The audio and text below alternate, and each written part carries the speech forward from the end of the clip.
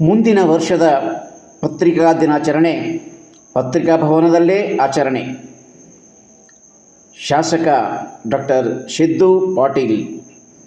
ಮುಂದಿನ ವರ್ಷದ ಪತ್ರಿಕಾ ದಿನಾಚರಣೆ ಕಾರ್ಯಕ್ರಮ ಹುಮನಾಬಾದ್ ಮತ್ತು ಚಿಟಗುಪ್ಪ ತಾಲೂಕಿನ ಆಯಾ ತಾಲೂಕಿನ ಪತ್ರಿಕಾ ಭವನದಲ್ಲೇ ಪತ್ರಿಕಾ ದಿನಾಚರಣೆಯನ್ನು ಆಚರಿಸಲು ಪೂರಕ ವ್ಯವಸ್ಥೆ ಮಾಡಿಕೊಡುವುದು ನನ್ನ ಜವಾಬ್ದಾರಿ ಎಂದು ಶಾಸಕ ಡಾಕ್ಟರ್ ಸಿದ್ದು ಪಾಟೀಲ್ ಅವರು ಅಭಯವನ್ನು ನೀಡಿದರು.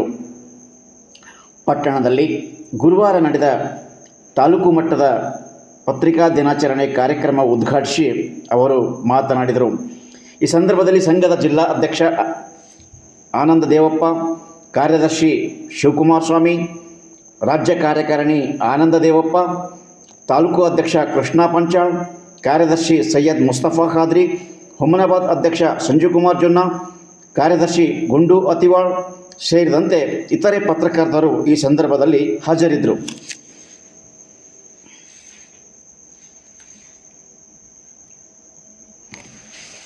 ಇದೇ ಸಂದರ್ಭದಲ್ಲಿ ಸಮಸ್ತ ಪತ್ರಕರ್ತರನ್ನು ಸನ್ಮಾನಿಸಿ ಅಭಿನಂದಿಸಲಾಯಿತು. ಬಳಿಕ ಸಾಹಿತಿ ಹಾಗೂ ಹಿರಿಯ ಪತ್ರಕರ್ತ ಶಿವರಂಜನ್ ಸತ್ಯಂಪೇಟ್ ಅವರು ವಿಶೇಷ ಉಪನ್ಯಾಸವನ್ನು ಮಂಡಿಸಿದರು. 4ನೇ ಪಿಲ್ಲರ್ ಯಾವುದು ಅಂತಂದ್ರೆ ಈ ಪತ್ರಿಕಾ ಕ್ಷೇತ್ರ. ನಾವು ಹೇಳುತ್ತೇವೆ, ಆದರೆ ಈಗಾಗಲೇ ತಾವು ನೋಡ್ಬೋದು ಏನಾಗ್ತಾ ಇದೆ ಅಂತಂದ್ರೆ ನಾವೆಲ್ಲರೂ ಕೂಡ ಸೋಷಿಯಲ್ ಮೀಡಿಯಾ ಕಡೆ ಹೋಗ್ತಾ ಇದ್ದೇವೆ. ಗೊತ್ತಾ, ನಾ ಎಲ್ಲ ಮಕ್ಕಳಿಗೆ ಒಂದು ವಿನಂತಿ ಮಾಡ್ತೀನಿ, ಎಲ್ಲ ಮಕ್ಕಳಿಗೆ ವಿನಂತಿ ಮಾಡ್ತೀನಿ, ಏನು ಪತ್ರಿಕೆ ಓದೋದ್ರಿಂದ ಏನು ಲಾಭ ಆಗ್ತದಂತ. ನಂದೇ ಒಂದು ಎಕ್ಸಾಂಪಲ್ ಹೇಳ್ತೀನಿ. ನಾನು ಮೊದಲ ಶಾಸಕನಾಗೋಕ್ಕಿಂತ ಮೊದಲ ಕನ್ನಡದಾಗ ಮಾತಾಡಬೇಕು, ಕನ್ನಡದಲ್ಲಿ ಭಾಷಣ ಮಾಡಬೇಕಂದ್ರೆ ಭಾಳ ತೊಂದರೆ ಆಗ್ತಾ ಇತ್ತು. ಯಾಕಂತಂದ್ರೆ ಅವಾಗ ಕನ್ನಡಕ್ಕಂತಂದ್ರೆ ನಾವು ಭಾಳ ಲೈಟ್ ತಗೊಂಡು ಹೋಗ್ತಾ ಇದ್ದೆವು. ಈಗೂ ಕೂಡ ಹಿಂಗೆ ಇದೆ.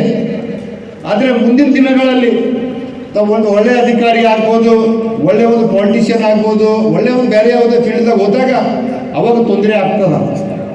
ಅದಕ್ಕಾಗಿ ನೀವು ಪ್ರತಿನಿತ್ಯ ಯಾವಾಗೂ ಕೂಡ ಟೈಮ್ ಸಿಕ್ಕಿದಾಗ ಕನ್ನಡ ಪುಸ್ತಕ ಇರ್ಬೋದು, ಕನ್ನಡ ನ್ಯೂಸ್ ಪೇಪರ್ ಇರೋದು ತಾವು ಓದ್ಕೋತಾ ಹವ್ಯಾಸ ಹಾಕೊಂಡು ಹೋಗ್ಬೇಕು. ಇವತ್ತ ಯಾಕಂದ್ರೆ ಮುಂದೆ ಬಹಳಷ್ಟು ಈಸಿ ಆಗ್ತದ. ಅನೇಕ ತಾವು ನೋಡಿ, ಇವತ್ತಾಗ ರಾಜಕೀಯ ಕ್ಷೇತ್ರ ಇರ್ಬೋದು, ಅಧಿಕಾರಿಗಳಿಗೆ ನೋಡಿ ಕನ್ನಡ ಮಾತಾಡ್ಬೇಕಂದ್ರೆ ನಮಗೆ ಇನ್ನೂ ಕೂಡ ಹೇಳ್ತಾ ಇದ್ದೀನಿ, ಇನ್ನು ಅನೇಕ ಪದಗಳು ನಮ್ಗೆ ಇನ್ನೂ ಕೂಡ ಗೊತ್ತಾಗ್ತಾ ಇಲ್ಲ. ನಾವು ಇನ್ನೂ ಕೂಡ ರೂಮ್ದಲ್ಲಿ ಕುಂತು ಇನ್ನೂ ಕೂಡ ಕನ್ನಡ ಓದಬೇಕಾಗಿದೆ. ಯೂಟ್ಯೂಬ್ನಲ್ಲಿ ನೋಡ್ತೇವೆ, ಬೆಳಗ್ಗೆ ಎದ್ದು ಪೇಪರ್ ಓದ್ತೇವೆ. ಇವತ್ತು ನಾವೆಲ್ಲ ಯಾವುದೇ ಇವತ್ತು ಭಾಷಣ ಮಾಡಿ ಯಾವುದೇ ಒಂದು ಕಾರ್ಯಕ್ರಮದಾಗ ಏನೋ ಮಾಡಬೇಕು ಅಂತಂದ್ರೆ ನಾವು ಇವತ್ತು ಯಾವುದೋ ಕಲ್ತಿದ್ದೀವಿ ಅಂತಂದ್ರೆ ಈ ಪತ್ರಿಕೆಯಲ್ಲಿಂದ ನಾನು ಹೆಮ್ಮೆಯಿಂದ ಹೇಳ್ತಾ ಇದ್ದೀನಿ. ಇವತ್ತು ಏನು ಮಾಡ್ತಿದ್ದ ಅಂತಂದ್ರೆ ಪತ್ರಿಕೆ ತಗೋಬೇಕು, ಕನ್ನಡಿ ಎದುರು ಹೋಗಿ ನಿಂತು ಬಾಯಟ್ ಮಾಡ್ತಿದ್ದೆವು, ಅಂದರೆ ಓದ್ತಾ ಇರ್ತಿದ್ದೆವು. ಅಂತಂದ್ರೆ ನಾವು ಮುಂದೆ ಸ್ಟೇಜ್ ಕರೇಜು ಕೂಡ ಬರ್ತದ, ನಮಗೆ ಯಾವುದೇ ಮಾತಾಡೋಕ್ಕೂ ಕೂಡ ಈಸಿ ಆಗ್ತದೆ. ನೀವು ಹೆಂಗೆ ಕುಂತೀಗ ಓದಿ ಇಂಟೆಲಿಜೆಂಟ್ ಇದ್ದವರು ಒಂದು 2 ಸರ್ತಿ ಹೋದ್ರೆ ಗೊತ್ತಾಗ್ತದ. ಬೇರೆ ಬೇರೆ ಏನು ಮಾಡ್ತೀರಿ, 4-8 ಸರ್ತಿ ರಟ್ಟು ಹೊಡ್ಕೊತಾ ಹೋಗ್ತೀವಿ, ಓದಿದೆ 10 ಸರ್ತಿ ಹೊಡ್ಕೊತಾ ಹೋಗ್ತೀವಿ. ಆದರೆ ನಾವು ಅದ್ರಲ್ಲಿ ಏನು ಪಾಯಿಂಟ್ಸ್ ಇದೆ ಗೊತ್ತಿದ್ದು ಓದ್ಕೊಂಡೇವು ಅಂತಂದ್ರೆ ಅದು ನಮ್ಗೆ ಲೈಫ್ ಟೈಮ್ ನೆನಪಿರ್ತದೆ. ನೀವು ರಟ್ಟು ಹೊಡ್ಕೊಂಡು ಬಾಯಟ್ ಮಾಡಿ ಹೋದ್ರೆ ಅಂತಂದ್ರೆ ನಿಮ್ಗೆ ಎಕ್ಸಾಮ್ ತನಕ ನೆನಪಿರ್ತದೆ, ಎಕ್ಸಾಮ್ ಆಗಿದ್ದಾಗ ಅದನ್ನು ಕೂಡ ನೆನಪು ಹೋಗ್ತದೆ. ಆ ಎಕ್ಸಾಮ್ದಾಗ ಭೀ ಅನೇಕ ಕಡೆ ಹೋದಾಗ ನೆನಪು ಹೋಗ್ಬಿಡ್ತದ, ಸ್ಟ್ರೆಸ್ದಾಗ ಬರ್ತೀರಿ ನೀವು ಬಾಯಟ್ ಮಾಡ್ಕೊಂಡು ಹೋದ್ರೆ. ಆದರೆ ಅದ್ರೊಳಗೆ ಏನು ಸಾರಾಂಶ ಇದೆ, ನಾವು ಯಾವ ಥರ ಓದ್ಬೇಕಂದಾಗ ಮಾತ್ರ ಗೊತ್ತಾಗ್ತದೆ. ಅದಕ್ಕಾಗಿ ದಯಮಾಡಿ ತಮ್ಗೆ ಯಾವಾಗ ಸಮಯ ಸಿಗ್ತದ, ಪುಸ್ತಕ ಇರ್ಬೋದು, ಪತ್ರಿಕೆಗಳಿರ್ಬೋದು, ಅನೇಕ ಬುಕ್ಸ್ಗಳು ಬರ್ತಾ ಇದೆ, ಅವು ಯಾವಾಗೂ ಕೂಡ ಓದ್ಕೋತಾ ಹೋಗಿ. ಈ ಮೊಬೈಲ್ ನೋಡೋದ್ರಿಂದ ಏನು ಫಾಯ್ದಾ ಇಲ್ಲ. ಫಾಯ್ದಾ ಅದೇ ಟೈಮ್ ವೇಸ್ಟು, ನತ್ತಿ ವಜ್ಜಿ ಆಗ್ತದಿಲ್ಲ. ಹಿಂಗೆ ನೋಡಿ ಹಿಂಗೆ ನೋಡ್ಕೋತಾ ಇರ್ತೀರಿ. ನಿಮ್ಮ ಪೇರೆಂಟ್ಸು, ನಿಮ್ಮ ತಾಯಿ ತಂದೆ ನಿಮ್ಗೆ ಇದು ಮಾಡೋಕೆ ಹೋದ್ರೆ ನಿಮ್ಗೆ ಇರಿಟೇಷನ್ ಆಗ್ತದೆ. ಆ ಪರಿಸ್ಥಿತಿ ಆಗ್ತಾ ಇದೆ. ಅದಕ್ಕಾಗಿ ನಿಮ್ಗೆ ಹೇಳ್ತಾ ಇದ್ದೀನಿ, ಸೋಷಿಯಲ್ ಮೀಡಿಯಾ ಕಡೆ ಹೆಚ್ಚಿಗೆ ಧ್ಯಾನ ಮಾಡಿಕೊಡ್ಬೇಡ್ರಿ. ನಿಮಗೆ ಯಾವಾಗ ಬೇಕು ಸೋಷಿಯಲ್ ಮೀಡಿಯಾ, ನಿಮಗೆ ಇಂಟರ್ನೆಟ್ಟು ತಮಗೆ ಏನಾರ ಬೇಕಾಗಿತ್ತು ಗೊತ್ತಾಗಿಲ್ಲ ಅಂತಂದ್ರೆ ಅವಾಗ ಮಾತ್ರ ಯೂಸ್ ಮಾಡಬೇಕು. ಇವು ಫೀಲಿಂದ ಏನೂ ಕೂಡ ಆಗಲ್ಲ. ಅದರಲ್ಲಿ ಟೈಮ್ ವೇಸ್ಟೇ ಅದ, ನಿಮ್ಮ ಫ್ಯೂಚರು ವೇಸ್ಟ್ ಅದ. ಮುಂದೆ ಹೋಗೋಣ ರೀಲ್ ನೋಡಿ ಇದು ನೋಡಿ ಅಂತ ನಿಮ್ಗೆ ಏನಾರ ಪಾಸ್ ಮಾಡ್ತಾರೆ ಟೀಚರ್ ಮಾಡಲ್ಲ. ಪುಸ್ತಕ ಹೋದರೆ ನಿಮಗೆ ಒಳ್ಳೆ ನಾಲೆಜ್ ಸಿಗ್ತದ, ಒಳ್ಳೆ ಸಂಸ್ಕಾರ ಸಿಗ್ತದ. ಏನಾಗ್ಲತ್ತದ ರೀಲ್ ನೋಡಿ, ಆ ರೀಲಿನ ಪ್ಲೇ ಮಾಡಕ್ಕಾಗದ ಪರಗಳು, ಇವತ್ತು ಪರಗಳು ನೋಡ್ರಿ ಹೆಂಗೆ ಆಗ್ಲತ್ತವ, ಇಷ್ಟು ಮ್ಯಾಗ್ ಹಾಕೋತಾವ್ರಿ ಪ್ಯಾಂಟ್, ಇಷ್ಟು ಮ್ಯಾಗ್ ಹಾಕೋತಾವ. ಅಂದ್ರೆ ಏನಾಗ್ತಾ ಇದೆ ಅಂತಂದ್ರೆ ನಮಗ ಓದೋದ್ರ ಜೊತೆ ಜೊತೆ ಸಂಸ್ಕಾರನೂ ಕೂಡ ಬೇಕು. ಸಂಸ್ಕಾರ ಇದ್ದಾಗ ಮಾತ್ರ ನಮಗ ಒಳ್ಳೆ ವ್ಯಾಲ್ಯೂ ಸಿಗ್ತದ, ರೆಪ್ಯುಟೇಷನ್ ಸಿಗ್ತದ. ನಮ್ಮ ಹತ್ರ ಆಸ್ತಿ ಇರ್ತದ, ಅಂತಸ್ತು ಇರ್ತದ, ದುಡ್ಡು ಅದ, ಎಲ್ಲನೂ ಕೂಡ ಅದ. ನಮ್ಮ ಹತ್ರ ಸಂಸ್ಕಾರ ಇಲ್ಲ ಅಂತಂದ್ರೆ ಏನಂತಾರೆ ಎದುರಿನವರು, ನೋಡು ಅವ್ರ ಹತ್ರ ಏಳು ಘಮಂಡ ಅದ, ಇವೆಲ್ಲನೂ ಕೂಡ ಇದೆ. ಅದಕ್ಕಾಗಿ ಇವತ್ತು ಒಳ್ಳೆ, ಯಾಕಂತಂದ್ರೆ ಮುಂದಿನ ಭಾರತ ದೇಶದ ಒಂದು ಬೆನ್ನೆಲುಬು ಅಂದ್ರೆ ಯಾರು ಅಂತಂದ್ರೆ ಇವತ್ತಿನ ಯುವಕರು. ಇವತ್ತು ನೀವೇನು ತಿಳ್ಕೊಬೋದು, ನಾ ಮಾಡಲಿಂದ ಏನಾಗ್ತದ, ನೀ ಮಾಡಲಿಂದ ಏನಾಗ್ತದ ಅಂತ. ಇವತ್ತು ನರೇಂದ್ರ ಮೋದಿ ಅವರು ಏನಿದ್ರು ಚಾಯ್ ಮಾಡವ ಇವತ್ತು ದೇಶದ ಪ್ರಧಾನಮಂತ್ರಿ ಆಗ್ಯಾರ. ನಿಮ್ಗ್ರ ಹಾಗಿಲ್ಲಲ್ಲ, ಇನ್ನ ನಿಮ್ಮ ತಾಯಿ ತಂದೆ ನಿಮ್ಗೆ ದುನಿಯಾದ ಗಚ್ಚಿಟ್ಟಾರ. ನಿಮಗೂ ಕೂಡ ಒಂದು ಮುಂದಿನ ಅಂದ್ರೆ ಫ್ಯೂಚರ್ ಬಗ್ಗೆ ತಾವು ಕೂಡ ಇದು ಮಾಡ್ಕೊಂಡು ಹೋಗ್ಬೇಕು.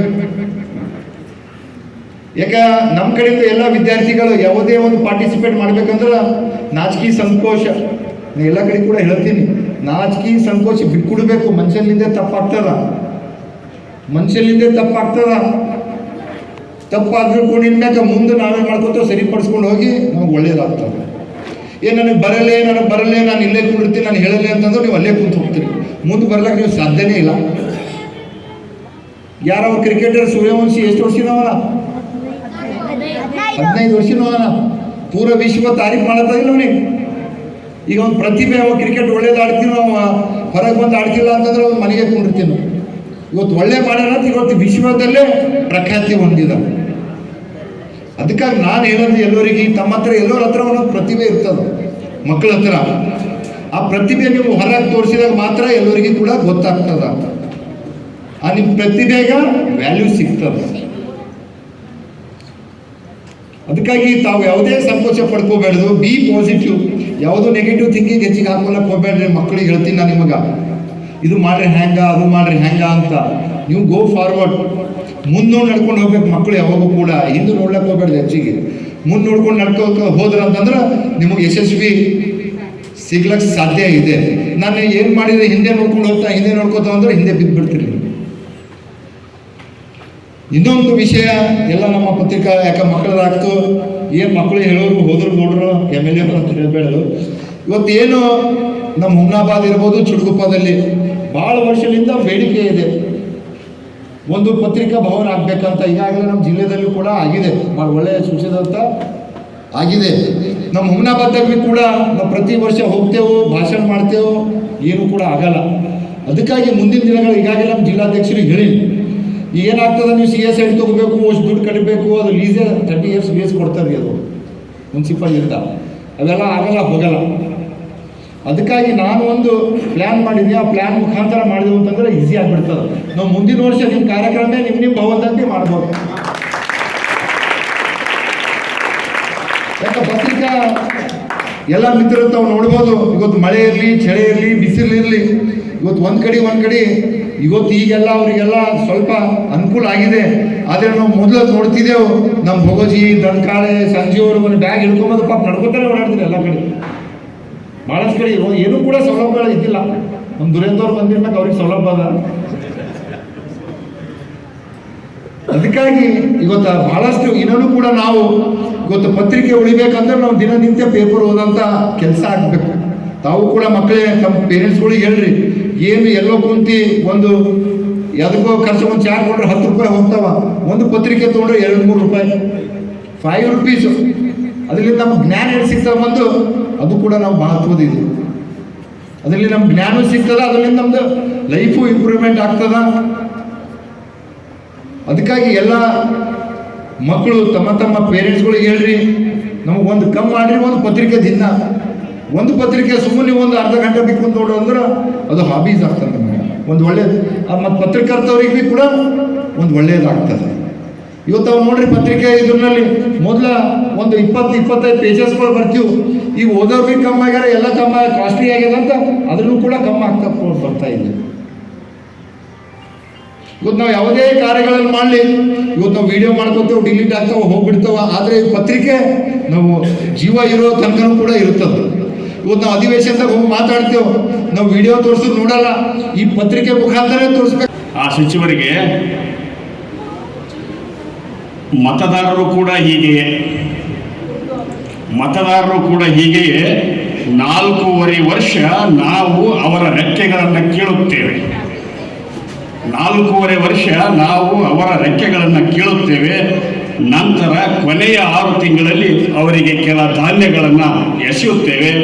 4.5 ವರ್ಷ ಮಾಡಿದ ಅನ್ಯಾಯಗಳನ್ನು ಅವರು ಮರೆತು ಮತ್ತೆ ನಮಗೆ ಮತ ಹಾಕುತ್ತಾರೆ. ಇದು ಸದ್ಯದ ಪ್ರಜಾಪ್ರಭುತ್ವದ ವ್ಯವಸ್ಥೆ. ಇಂಥ ವ್ಯವಸ್ಥೆ ಒಳಗಡೆ ನಾವು ಆತ್ಮಾವಲೋಕನ ಮಾಡ್ಕೋಬೇಕು. ಪತ್ರಕರ್ತರಾಗಿರ್ತಕ್ಕಂಥ ನಾವು ಚಿಟ್ಟಗುಪ್ಪ ಮತಕ್ಷೇತ್ರದ ಒಬ್ಬ ಪತ್ರಕರ್ತನಾಗಿ ನಾನು ಎಷ್ಟು ಜನರಿಗೆ ನನ್ನ ವೃತ್ತಿಯ ಮೂಲಕ ನ್ಯಾಯವನ್ನು ಒದಗಿಸಿಕೊಟ್ಟೆ. ನಾವು ಮಾಡ್ಕೊತೀವ್ರಿ, ಯಾರು ಬರ್ತಾರೆ ಅವ್ರಿಗೆ ಜೈ ಅಂತೀವಿ ನಾವು ಪತ್ರಕರ್ತರು. ಕಾಂಗ್ರೆಸ್ ಬರ್ತಾರೆ ಕಾಂಗ್ರೆಸ್ಸು, BJP ಬರ್ತಾರೆ BJP. ಹಂಗಾಗಬಾರ್ದು. ಜನಸಾಮಾನ್ಯರ ನೋವಿಗೆ ನಲಿವಿಗೆ ಸ್ಪಂದಿಸುವಂತಹ ಗುಣವನ್ನು ಪತ್ರಕರ್ತರಾಗಿರ್ತಕ್ಕಂಥ ನಾವು ಮೊದಲ ಬೆಳೆಸಿಕೊಳ್ಬೇಕು. ಉದಾಹರಣೆಗಾಗಿ ಪತ್ರಿಕಾ ವೃತ್ತಿ ಹಂಗಂದ ಕೂಡಲೇ ನಮಗೇನು ಹೆಂಡ್ರಿಲ್ಲ ಮತ್ತು ನಮಗೂ ಹೆಂಡ್ರದಲ್ಲಿ ನಾವು ಕರೆ ಬಂದ್ರೆ ಈಗ ಹೇಳಿದ್ರೆ ನಮ್ಮ ಪಾಪ ಕೃಷ್ಣ ಅವರು ಕುದುರ್ಲಕ್ಕೆ ಜಾಗ ಇಲ್ಲ ನಮ್ಗೆ. ಎಲ್ಲಿ ನಿಮಗೆಲ್ಲರಿಗೂ ವಿಧಾನಸಭೆ ಅದ, ಆಫೀಸ್ ಅದ, ಎಲ್ಲ ಅದ. ನಮಗಿಲ್ಲ ಜಾಗ. ಕೆಲಸ ಯಾರು ಮಾಡೋದು? ನಾವು ನಿಮ್ಮ ಸಲುವಾಗಿ ಕೆಲಸ ಮಾಡ್ತೀವಿ, ಆದ್ರೆ ಕುಂದ್ರಲಿಕ್ಕೆ ಒಂದು ಜಾಗ ಇಲ್ಲ. ನಮ್ಮ ಬಣ್ಣ ಹೆಂಗಂದ್ರೆ ಮುಂಜಾನೆ ಒಂದಿಷ್ಟು ಮುಖ ಇಕ್ಕ ತೊಗೊಂಡು ಪೌಡ್ರ್ ಹಚ್ಕೊಂಡು ಬಂದಿರ್ತೀವಿ. ಈ ಕಡೆ ಮುಂದೆ ಬರೋಟ್ಟಿಗೆ ಬಣ್ಣ ಹೊಡಿ ಬಣ್ಣ ಗೆಟ್ಟು ಹೋಗಿರ್ತೀವಿ. ನಮ್ದೆಲ್ಲ ಊಟ ಇರಂಗಿಲ್ಲ, ಹೊತ್ತೊತ್ತಿ ಊಟ ಇರಂಗಿಲ್ಲ. ನಮ್ಮ ಹೆಂಡತಿ ಮಕ್ಕಳಂತರೂ ಏನು ದೊಡ್ಡ ನೌಕರಿ ಮಾಡಿದ್ರೆ ಹೋದಂಗೆ ಓದ್ತಾರೆ ಅಂತ ಹೇಳ್ತೀವಿ. ಏನಂತೀವಿ? ಜಾಸ್ತಿ ಕೆಲಸ, ಪಗಾರ ಇಲ್ಲ. ಪಗಾರ ಏನು ಪತ್ರಿಕೆಯವ್ರು ಕೊಡ್ತಾರೆ ಹೇಳ್ರಿ? ನಮ್ಗೆ ಯಾವ ಪತ್ರಿಕೆಯವ್ರು ಪಗಾರ ಕೊಡ್ತಾರೆ? ಹಂಗಂದ ಕೂಡಲೇ ಇದು ಅತ್ಯಂತ ಕೀಳಾದ ವೃತ್ತಿನೂ ಅಲ್ಲ, ಭಾಳ ಪವಿತ್ರವಾಗಿರ್ತಕ್ಕಂಥ ವೃತ್ತಿ ಮತ್ತು ಒಂದು ಸಾಮಾಜಿಕ ಜವಾಬ್ದಾರಿಯನ್ನು ನಮಗೆ ನಾವೇ ವಹಿಸ್ಕೊಂಡಿವಿ ಸರ್. ನಮ್ಗೆ ಯಾರು ವಹಿಸಿಲ್ಲ, ನಮಗೆ ನಾವೇ ವಹಿಸಿಕೊಂಡಿವಿ. ಇಂಥ ಸಂದರ್ಭದಲ್ಲಿ ಪತ್ರಿಕಾ ದಿನಾಚರಣೆಯನ್ನು ಆಚರಿಸುವ ಮೂಲಕ ನಮ್ಮ ಆತ್ಮಾವಲೋಕನಕ್ಕೆ ಎಡೆ ಮಾಡಿಕೊಳ್ಳುವಂಥ ಈ ತಾಲೂಕು ಪತ್ರಕರ್ತರ ಸಂಘ ಆಗಲೇ ಹೇಳಿದ್ರು ಅವರು, ನಮ್ಮ DVG ಅವರಿಗೆ ಸಾಹಿತ್ಯದ ಅವರು ಸಾಹಿತಿಗಳವರು, ಪತ್ರಕರ್ತರು. ಕರ್ನಾಟಕ ಕಾರ್ಯನಿರತ ಪತ್ರಕರ್ತರ ಸಂಘದ ಮೊದಲ ಅಧ್ಯಕ್ಷರು ನಮ್ಮ ಸಂಘದ್ದು. ಅಂದರೆ ಅನೇಕ ಜನ ಲಂಕೇಶ್ ಅನ್ನುವಂಥ ಪತ್ರಕರ್ತರಿದ್ದರು, DVG ಅನ್ನುವಂಥವ್ರಿದ್ರು, ಪಾಟೀಲ್ ಪುಟ್ಟಪ್ಪ ಅನ್ನುವಂಥವ್ರಿದ್ರು, ಕಾದ್ರಿ ಶಾಮಣ್ಣ ಅಂತ ಇರ್ತಕ್ಕಂಥದ್ರು. ಈಗ ಅನೇಕ ಜನರ ಆದರ್ಶಗಳನ್ನು, ಅವರ ಜೀವನವನ್ನು ಪಾಲಿಸುವ ಮೂಲಕ, ಪ್ರೇರಣೆಯನ್ನು ಪಡೆಯುವ ಮೂಲಕ ನಾವು ನೀವೆಲ್ಲ ಈ ಪತ್ರಿಕಾ ಕ್ಷೇತ್ರದಲ್ಲಿ ಕೆಲಸ. ಈಗಾಗಲೇ ನನಗೊಂದು ಅವಕಾಶ ಸಿಕ್ಕಿದೆ, ಅವಕಾಶ ಸಿಕ್ಕಿದೆ. ನನಗೆ ಜಿಲ್ಲಾ ಬಾಡಿಯಲ್ಲಿ ನೀವು ತಗೋರಿ, ಅವರಿಗೆ ಅವಕಾಶ ಕೊಡೋಣ ಅಂತ ಎಲ್ಲರೂ ಒಪ್ಕೊಂಡು ಮನಸ್ಸಿನಿಂದ ಹಡಪದವರಾಗಲಿ, ಮುಸ್ತಫಾರಾಗಲಿ, ನಮ್ಮ ಸೀನಿಯರ್ ಇವರು ನಮ್ಮ ಲಾಠೋಡಿ ಸಾಹೇಬರು, ಅವರು ಕೂಡ ಅವ್ರ ಮಾರ್ಗದರ್ಶನದಲ್ಲಿ ಪ್ರತಿಯೊಬ್ಬರ ಪತ್ರಕರ್ತರ ಒಂದು ಅಭಿಪ್ರಾಯವನ್ನು ಸಂಗ್ರಹ ಮಾಡಿ ಇವತ್ತು ಕೃಷ್ಣ ಪ್ರಾಂಚಾಳ್ ಅವರಿಗೆ ಅಧ್ಯಕ್ಷರನ್ನಾಗಿ ಮತ್ತು ಮುಸ್ತಫಾ ಅವರಿಗೆ ಪ್ರಧಾನ ಕಾರ್ಯದರ್ಶಿಯನ್ನಾಗಿ ತಾವೆಲ್ಲ ಆಯ್ಕೆ ಮಾಡಿದ್ದೀವಿ. ಈಗ ಮುಂದಿನ ದಿನಗಳಲ್ಲಿ ಸಂಘದ ತಾಲೂಕಾ ಅಧಿಕಾರಿಗಳು ಘೋಷಣೆ ಕೂಡ ಆಗಬೇಕಾಗಿದೆ. ಈಗಾಗಲೇ ನನ್ನ ಜೊತೆ ಕೃಷ್ಣ ಪಾಂಚಾಳ್ ಅವರು, ಮುಸ್ತಫಾ ಅವರು ಎಲ್ಲರ ಸಲಹೆ ಮತ್ತು ಎಲ್ಲರ ಮಾರ್ಗದರ್ಶನ ಪಡ್ಕೊಂಡು ನನ್ನ ಹತ್ರ ಲಿಸ್ಟ್ ತೊಗೊಂಡು ಬಂದಿದ್ದರು. ನಾನು ಹೇಳಿದ್ದೆ, ಯಾರದೇ ಒಂದು ಇದು ಇಲ್ಲ, ಒತ್ತಡ ಇಲ್ಲ ಅಂತಂದರೆ ನಾನು ಆ ಲಿಸ್ಟಿಗೆ ಅಪ್ರೂವಲ್ ಕೊಡ್ತೀನಿ ಅಂತ ಹೇಳಿನಿ. ನಾಳೆ ಅಥವಾ ನಾಡ್ದು ಆ ಘೋಷಣೆ ಕೂಡ ಆಗುತ್ತೆ. ಇವತ್ತು ನನಗೆ ಖುಷಿ ಆಗ್ತದೆ. ಅಧ್ಯಕ್ಷರಾದ ನಂತರ ಕೃಷ್ಣ ಪಾಂಚಾಳ್ ಅವರು, ಮುಸ್ತಫಾ ಅವರು ಪ್ರತಿಯೊಬ್ಬರಿಗೆ ಸಂಘದಲ್ಲಿ ತೆಗೆದುಕೊಂಡು ಯಾರಿಗೂ ಬಿಡೋದು ಬೇಡ, ಪ್ರತಿಯೊಬ್ಬರಿಗೆ ನವೀನ್ ಗಂಜೂರಿಗೂ ಬಿಡೋದು ಬೇಡ, ಹಡಪದವರಿಗೂ ಬಿಡೋದು ಬೇಡ, ಯಾರಿಗೂ ಬಿಡೋದು ಬೇಡ ಅಂತ ಎಲ್ಲರಿಗೂ ಸಂಘದಾಗ ಸೇರಿಸ್ಕೊಂಡು. ಯಾಕಂದರೆ ಇವತ್ತು ಸಂಘದಾಗ ಪೋಸ್ಟ್ ಮುಖ್ಯ ಅಲ್ಲ, ಅಧ್ಯಕ್ಷ, ಉಪಾಧ್ಯಕ್ಷ, ಪ್ರಧಾನ ಕಾರ್ಯದರ್ಶಿ ಪೋಸ್ಟ್ ಮುಖ್ಯ ಅಲ್ಲ. ನಾವು ಯಾವ ರೀತಿ ಕೆಲಸ ಮಾಡ್ತೀವಿ ಅದು ಮುಖ್ಯ ಇದೆ. ನಾವು ಯಾವ ರೀತಿ ಸಮಾಜದಲ್ಲಿ ಕೆಲಸ ಮಾಡ್ತೀವಿ, ಸಂಘದ ಅಧ್ಯಕ್ಷರಾಗಿ ಕೆಲಸ ಮಾಡ್ತೀವಿ, ಸಮಾಜ ನಮಗೆ ಯಾವ ರೀತಿ ನೋಡ್ತದೆ ಅದು ಮುಖ್ಯ ಇದೆ. ಹೀಗಾಗಿ ಆ ಹಿನ್ನೆಲೆಯಲ್ಲಿ ತಾವೆಲ್ಲ ಪದಾಧಿಕಾರಿಗಳು ಏನು ನಾಳೆ ನಾಡ್ದು ಘೋಷಣೆ ಆಗ್ತದೆ, ಆ ಪದಾಧಿಕಾರಿಗಳು ಆ ಸ್ಪೋರ್ಟ್ ದೊಡ್ಡದು, ಈ ಸ್ಪೋರ್ಟ್ ದೊಡ್ಡದು, ಇದು ನನಗೆ ಇಂಥದ್ದು ಕೊಟ್ಟರು ಅಂತೇಳಿ ವಿಚಾರ ಮಾಡಲಾರ್ದೇ ಪ್ರತಿಯೊಬ್ಬರು ಸಂಘದ ಒಳಿತಿಗಾಗಿ ತಾವು ಕೆಲಸ ಮಾಡ್ತೀರಿ ಅಂತೇಳಿ ಈ ಸಂದರ್ಭದಲ್ಲಿ ವಿಶ್ವಾಸ ಇಟ್ಕೊಂಡು ಇವತ್ತು ಒಳ್ಳೆ ರೀತಿಯಲ್ಲಿ ಮೊದಲ ಕಾರ್ಯಕ್ರಮ ಕೃಷ್ಣ ಪಾಂಚಾಳ್ ಅವರ ಸಮಿತಿ ಆಗಿದೆ. ಅದಾದ ನಂತರ ಇದು ಮೊದಲನೇ ಕಾರ್ಯಕ್ರಮ ಭಾಳ ಅಚ್ಚುಕಟ್ಟಾಗಿ, ಭಾಳ ಒಂದು ಅರ್ಥಪೂರ್ಣವಾಗಿ ಇವತ್ತು ಸತ್ಯಪೇಟೆ ಅಂತ ದೊಡ್ಡ ಒಂದು ಉಪನ್ಯಾಸಕರನ್ನು ಕರೆಸಿ ಮಾತಾಡುವಂಥ ಅವಕಾಶ ತಾವೆಲ್ಲ ಮಾಡಿಕೊಟ್ಟಿದ್ರಿ. ಇದೇ ರೀತಿ ಮುಂಬರುವ ದಿನಗಳಲ್ಲಿ ಒಳ್ಳೆ ರೀತಿಯಿಂದ ಕೆಲಸ ಮಾಡಿ ತಮಗೂ ಹೆಸರು ಬರಬೇಕು, ನಮಗೂ ಹೆಸರು ಬರಬೇಕು, ಸಂಘಕ್ಕೂ ಹೆಸರು ಬರಬೇಕು, ಚಿಡುಗುಪ್ಪಕ್ಕೂ ಹೆಸರು ಬರಬೇಕು, ಮತ್ತು ಸಮಸ್ತ ಒಂದು ಪತ್ರಿಕಾ ರಂಗಕ್ಕೂ ಹೆಸರು ಬರಬೇಕು. ಯಾಕಂದರೆ ಇವತ್ತ ಈಗಾಗಲೇ ಭಾಳ ಜನ ಹೇಳಿದ್ರು, ನಮ್ಮ ಮಧ್ಯೆ ನಕಲಿ ಪತ್ರಕರ್ತರ ಹಾವಳಿ ಎದ್ದು ಕಾಣಿಸ್ತಾ ಇದೆ. ಆ ನಕಲಿ ಪತ್ರಕರ್ತರ ಹಾವಳಿಯಿಂದ ಪ್ರಾಮಾಣಿಕವಾಗಿ ದುಡಿಯುವಂಥ ಪತ್ರಕರ್ತರ ಒಂದು ಇಮೇಜಿಗೆ ಧಕ್ಕೆ ಬರ್ತಾ ಇದೆ. ಭಾಳಷ್ಟು ಕಡೆ ನಾನು ಹೋಗ್ತಾ ಇದ್ದೆ. ನಿನ್ನೆ ಔರಾದ್ನಲ್ಲಿ ಹೋದಾಗ ನಮ್ಮ ಶಾಸಕ ಪ್ರಭು ಚವ್ಹಾಣ್ ಅವರು ಹೇಳ್ತಾ ಇದ್ರು, ಸರ್ ಪತ್ರಕರ್ತರು ಬರೀರಿ, ಪತ್ರಿಕೆಯಲ್ಲಿ ಏನು ಬರೀತೀರಿ ಬರೀರಿ, ಆದ್ರೆ ಪತ್ರಕರ್ತರು ಫೋನ್ ಮಾಡಿ ಬ್ಲ್ಯಾಕ್ ಮೇಲ್ ಮಾಡೋದಾಗಲಿ, ಆ ಒಂದು ಬ್ಲ್ಯಾಕ್ ಮೇಲ್ ಮಾಡಿ ದುಡ್ಡು ಕೇಳೋದು ಅಲ್ಲಿ ನಡೀತಾ ಇದೆ ಸರ್ ಅಂತ ಹೇಳಿದ್ರು. ಆದರೆ ನನ್ನ ಭಾಷಣದಲ್ಲಿ ನಾನು ಶಾಸಕರಿಗೆ ಹೇಳಿದೆ, ನಮ್ಮ ಸಂಘದಲ್ಲಿ ಸುಮಾರು 300 ಜನ ಪತ್ರಕರ್ತರ ಸದಸ್ಯರಿದ್ದಾರೆ. ನಮ್ಮ 300 ಪತ್ರಕರ್ತರಲ್ಲಿ ಯಾರೇ ಒಬ್ಬರು ಕೂಡ ಬ್ಲ್ಯಾಕ್ ಮೇಲ್ ಮಾಡೋದಾಗಲಿ, ನಾವು ಯಾರಿಗೆ ಫೋನ್ ಮಾಡೋದಾಗಲಿ, ಯಾರ ಹತ್ರ ದುಡ್ಡು ತೊಗೊಳೋದಾಗಲಿ, ನಾವು ಯಾವುದೂ ಕೆಲಸ ನಮ್ಮ ಸಂಘದಲ್ಲಿ ನಡೀತಾ ಇಲ್ಲ. ಯಾರೋ ಕೆಲವರು ನಕಲಿ ಪತ್ರಕರ್ತರು ಇರ್ತಾರೆ, ಎಲ್ಲ ರಂಗದಲ್ಲಿ ನಕಲಿ ಜನ ಇರ್ತಾರೆ. ವೈದ್ಯರ ಕ್ಷೇತ್ರದಲ್ಲಿ ಕೂಡ ನಕಲಿ ಇದ್ದಾರೆ. ಇವತ್ತ ರಾಜಕಾರಣಿಗಳಿಗೂ ಕೂಡ ಕೆಲವರು ಬ್ಲ್ಯಾಕ್ ಮೇಲ್ ಮಾಡೋ ರಾಜಕಾರಣಿಗಳಿದ್ದಾರೆ. ಹೀಗಾಗಿ ಕೆಲವರು ಪತ್ರಕರ್ತರು ಕೂಡ ಬ್ಲ್ಯಾಕ್ ಮೇಲ್ ಮಾಡುವಂಥ ಪತ್ರಕರ್ತರು ಇವತ್ತು ಹುಡ್ತಾ ಇದ್ದಾರೆ. ಅಂಥವ್ರಿಗೆ ಕಡಿವಾಣ ಹಾಕಬೇಕಂತೇಳಿ ನಮ್ಮ ಸಂಘ ಬೆಳಿಗ್ಗೆ ಹಗಲಿರುಳು ನಾವು ಪ್ರಯತ್ನ ಮಾಡ್ತಾ ಇದ್ದೀವಿ. ಅಂಥವ್ರಿಗೆ ನಾವು ಯಾವುದೇ ಸದಸ್ಯತ್ವ ನಮ್ಮ ಸಂಘದಿಂದ ಕೊಡ್ತಾ ಇಲ್ಲ. ಇವತ್ತ ನಾವು ಬೀದರ್ನಲ್ಲಿರುವಂಥ ಪತ್ರಿಕಾ ಭವನದಲ್ಲಿ ಅಂಥ ನಕಲಿ ಪತ್ರಕರ್ತರಿಗೆ ನಾವು ಒಳಗಡೆ ಕೂಡ ಪ್ರವೇಶ ಮಾಡೋಕ್ಕೆ ಬಿಡ್ತಾ ಇಲ್ಲ. ಹೀಗಾಗಿ ತಮ್ಮ ಗಮನಕ್ಕೆ ಕೂಡ ತಾವು ಯಾರೇ ಇವತ್ತ ಅಧಿಕಾರಿಗಳಿರಲಿ, ರಾಜಕಾರಣಿಗಳಿರಲಿ, ಯಾರೇ ನಕಲಿ ಪತ್ರಕರ್ತರ ಹಾವಳಿ ನಿಮ್ಗೆ ಎದ್ದು ಕಾಣಿದ್ರೆ ತಾವು ನೇರವಾಗಿ, ನಾನು ಜಿಲ್ಲಾಧ್ಯಕ್ಷನಾಗಿ ಹೇಳ್ತಾ ಇದ್ದೀನಿ, ತಾವು ನೇರವಾಗಿ ನನಗೆ ಫೋನ್ ಮಾಡಿದರೆ ನಾವು ಅಂಥವ್ರ ವಿರುದ್ಧ ಈಗಾಗಲೇ ಕ್ರಮ ತಗೊಳ್ಬೇಕಂತ SPO ಸಾಹೇಬರಿಗೆ ಕೂಡ ನಾನು ಮನವಿ ಮಾಡಿದ್ದೀನಿ. ಮುಂಬರುವಂಥ ದಿನಗಳಲ್ಲಿ ಕೂಡ ಅಂಥವ್ರು ಯಾರಾದರೂ ನಮ್ಮ ಗಮನಕ್ಕೆ, ನಿಮ್ಮ ಗಮನಕ್ಕೆ ಬಂದರೆ ಅಂಥವ್ರ ಮೇಲೆ ಕೂಡ ಕಾನೂನಿನ ಕಠಿಣ ಕ್ರಮ ತಗೊಂಡು ಇವತ್ತು ನಕಲಿ ಪತ್ರಕರ್ತರ ಹಾವಳಿ ನಮ್ಮ ಸಮಾಜದಲ್ಲಿ ತಡೆಯಲಿಕ್ಕೆ ಪ್ರಾಮಾಣಿಕ ಪ್ರಯತ್ನವನ್ನು ನಮ್ಮ ಸಂಘದಿಂದ ಮಾಡ್ತಾ ಇದ್ದೀವಿ.